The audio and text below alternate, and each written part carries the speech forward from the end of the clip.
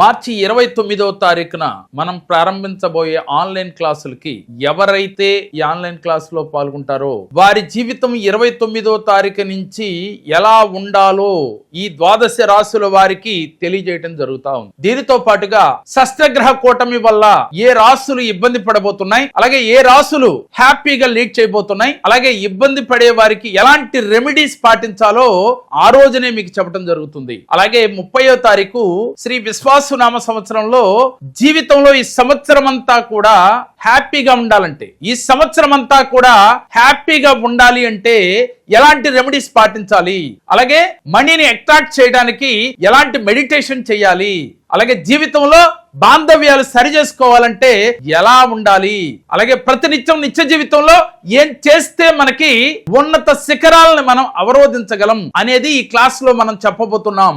ఎవరికైతే ఇంట్రెస్ట్ ఉంటుందో స్క్రీన్ పైన స్క్రోల్ అవుతున్న నెంబర్లకు కాల్ చేసి రిజిస్ట్రేషన్ చేయించుకోండి.